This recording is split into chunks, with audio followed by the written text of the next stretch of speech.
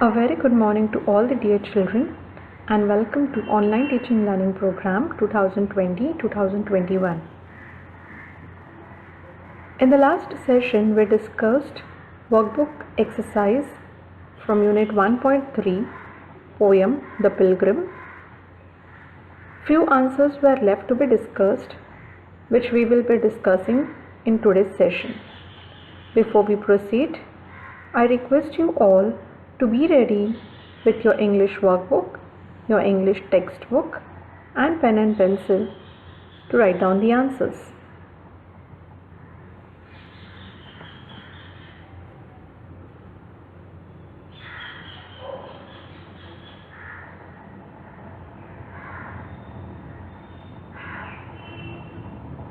I hope you all are ready. So let us begin with workbook exercise from Unit 1.3, The Pilgrim. So in the last session we discussed till question number 6. Now in today's session let us begin with question number 7a. Read the poem and write 3 qualities of each of the following. The first one is pilgrim. So we need to write 3 qualities for each of the characters given here. So the pilgrim possessed all of these 3 qualities. He was selfless. Yes, he was not selfish. He was selfless. He did not think only about himself. He also thought about the young pilgrim who did not have experience of crossing the chasm, and so he started building a bridge for him, right? So he was selfless. This act shows that he was selfless. Second, he was fearless. He did not have any fear of crossing the chasm because he had many times crossed the chasm. He was an experienced pilgrim, so he did not have any kind of fear while crossing the chasm. And the third one, he was helpful. He was helpful. In which way he was helpful? Yes, he tried to build a bridge for the young pilgrim. The pilgrim was not self-centered. He did not think only about himself. So in this way he tried to help out the young pilgrim who would follow him. Next, question number 2, that we have the fellow pilgrim. The fellow pilgrim was unkind. Yes, the fellow pilgrim told the pilgrim that why are you building this bridge?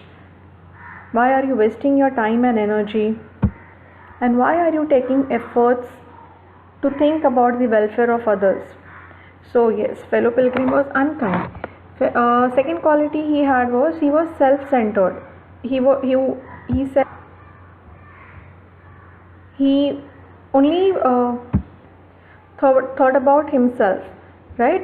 And he even told the pilgrim as well that why are you doing this for the young pilgrims? So in this way he was being self-centered. And third, he was selfish. Third, the young pilgrim, yes, number 1 quality he had was he was inexperienced. He did not have any experience of crossing the chasm. Second, he was fearful because it was for the very first time he was going to attempt to cross the chasm. And third, he was young.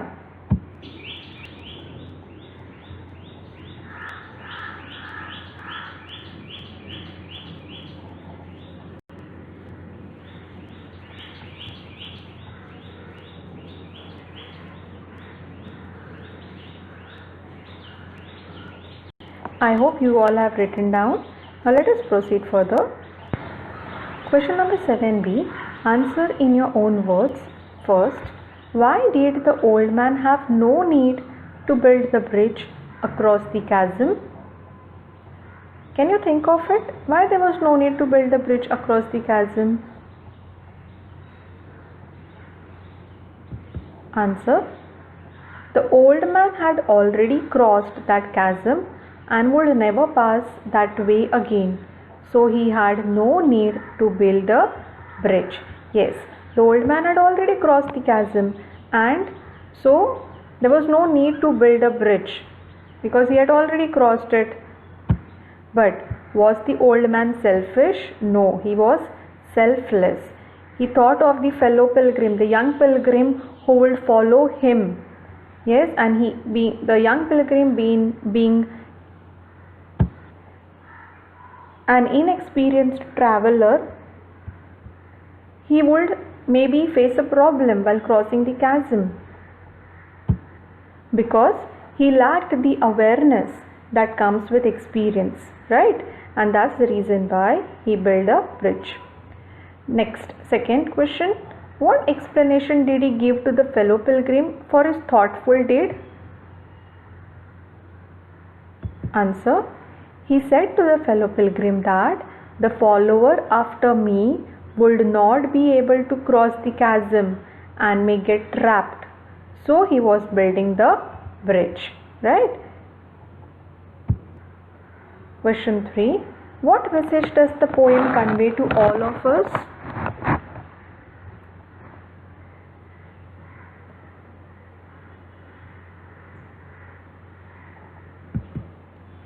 Answer. The message conveyed through the poem is that in our journey of life, we should do selfless actions which may not benefit us but may benefit humanity at large. Yes, dear children, we need to be selfless. Whatever acts we do in our journey of life, they need to be selfless. You shouldn't be selfish. One should be kind and considerate towards one another.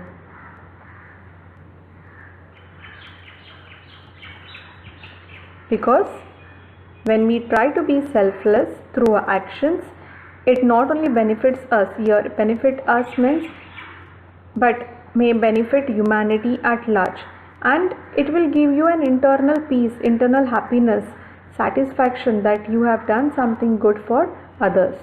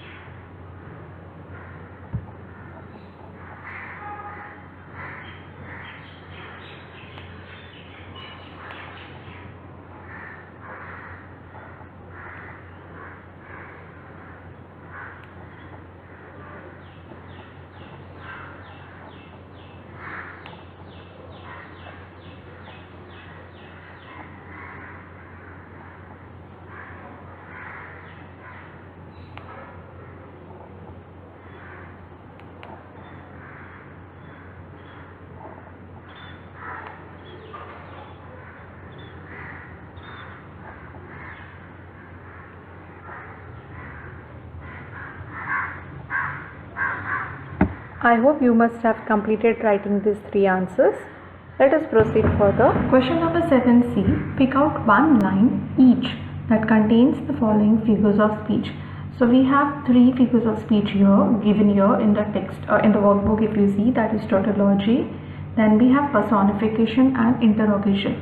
So before we find out the lines that has these 3 figures of speech, let us first understand what they exactly mean. So the first figure of speech is tautology. So let us see what is a tautology. In this figure of speech, 2 words having same meaning are used. See, with the help of these 2 examples, let us understand what is tautology. First example, the fairy went far away.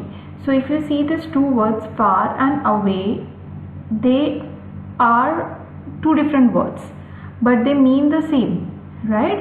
So this is an example of tautology. In this figure of speech, we can see that 2 different words are used, but they mean the same. Next, I went to see my brother personally. Now again here, if you see these 2 words, I and personally, they mean the same, but they are 2 different words with same meaning. So this is an example of tautology. Let us proceed further. Second figure of speech given is personification. Let us understand what it means. So personification is a figure of speech in which the human traits or the qualities of human beings are being applied to animals or things or ideas. For example, the stars in the clear night winked at me. Winked means to blink eyes. Can stars blink? Do stars have eyes? No, they don't have eyes. How will they wink? So winking, this act is done by human beings, right? But the stars are given this human quality. They shine at night and it seems like they wink, right?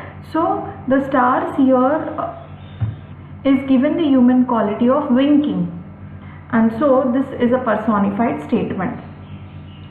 Example number 2, the tulips nodded their heads in the breeze. Now flowers, they don't have heads. Who have head? Human beings have head, right? It is just the tulips, they nodded their heads means they waved. This waved with the breeze. Yes, this waved in the breeze. So here it is said that tulips nodded their heads. Now heads are nodded by human beings. So this again is a statement which has been personified.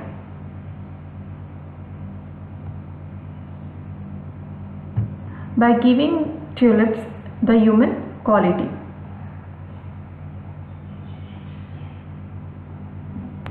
Next we have is interrogation.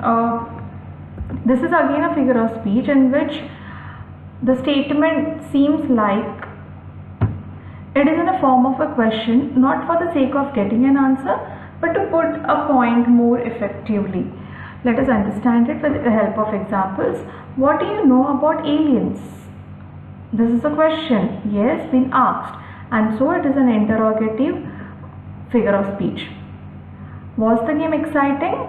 It ends with a question mark, so of course this is an interrogative statement, or we can say it is an interrogative figure of speech.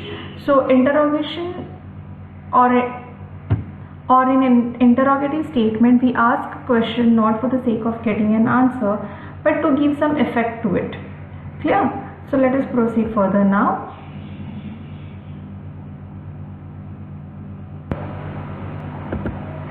So the first one is tautology, and there's a line in the poem which is an example of tautology, this figure of speech. To a chasm deep and vast and wide. Now what is tautology?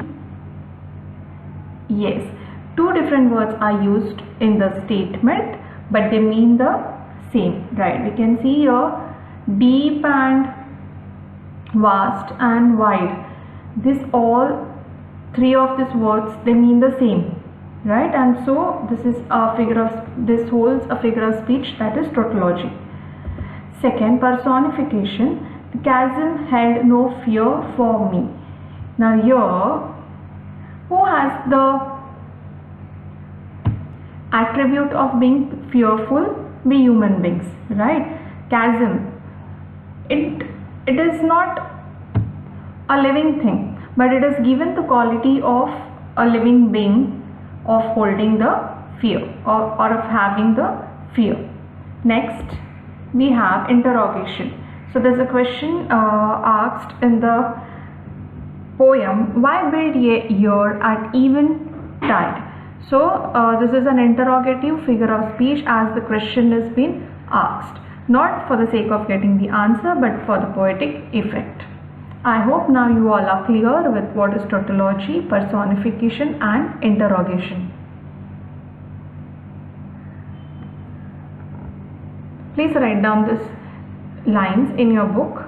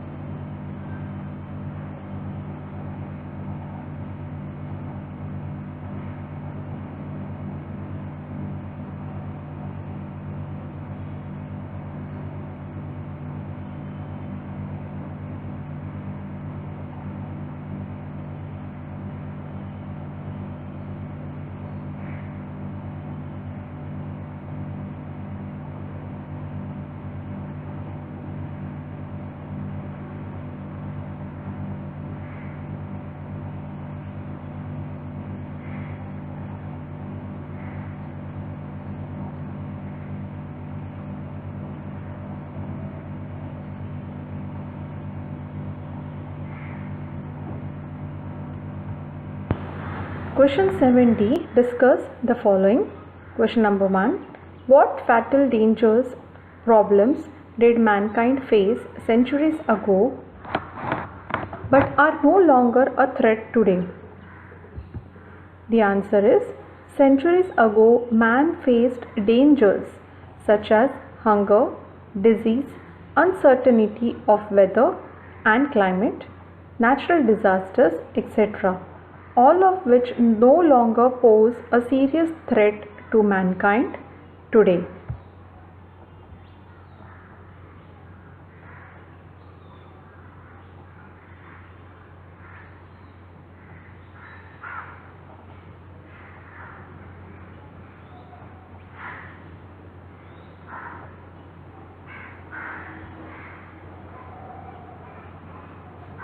Let us proceed further. Question number 2. Name a few scientists and explorers, social reformers, inventors, discoverers who spent the most of their lives to find solution to some major problems, setbacks that mankind faced.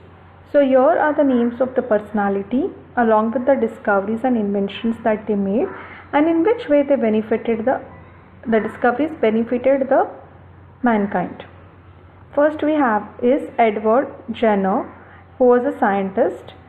He discovered a vaccine on smallpox in the year 1796.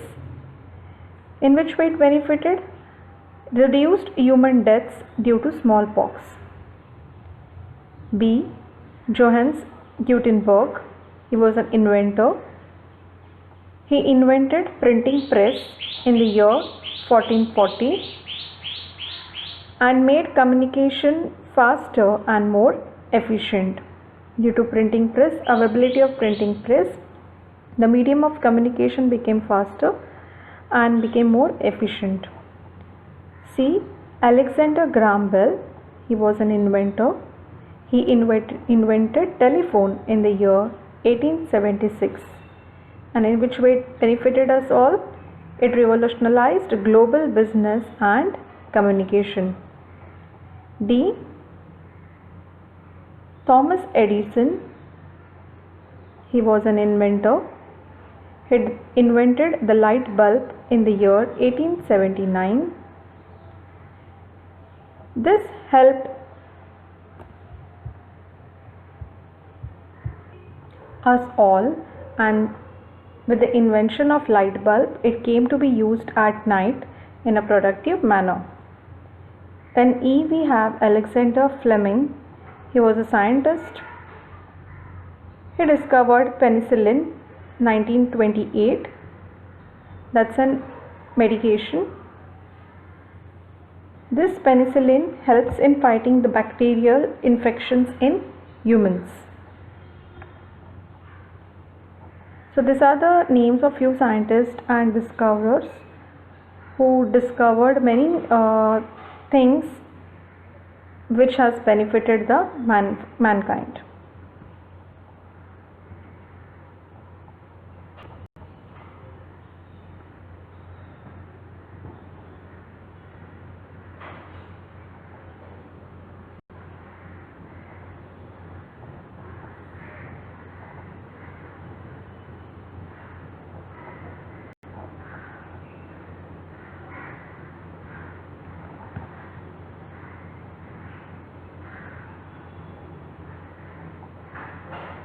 I hope you must have finished writing. Let us proceed further to the next question.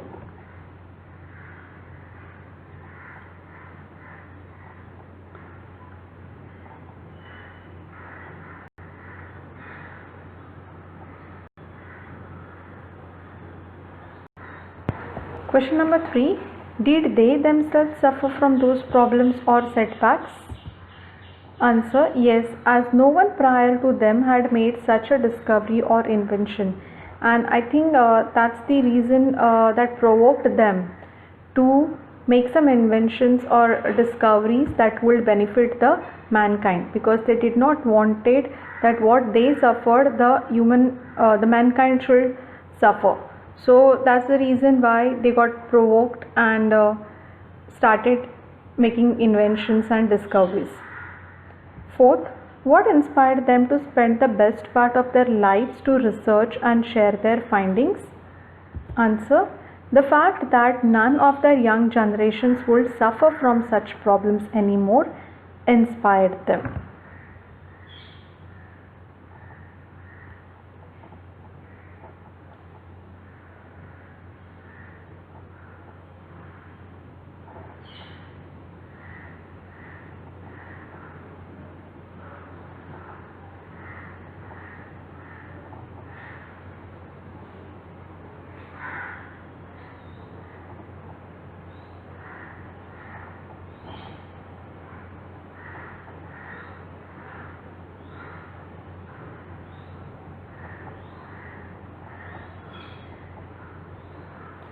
I hope you must have finished writing these two answers. Let us proceed further.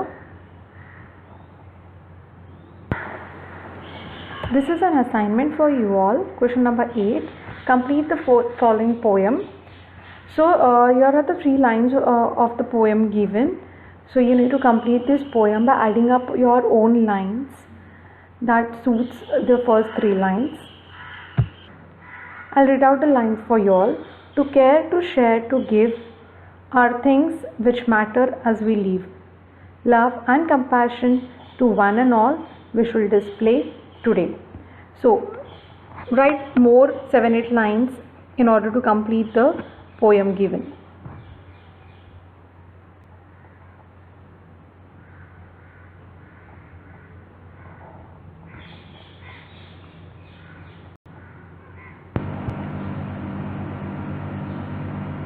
I hope you all complete your workbook exercise of unit 1.3.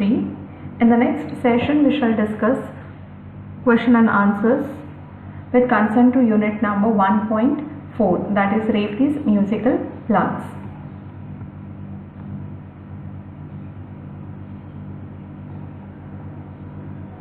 Thank you.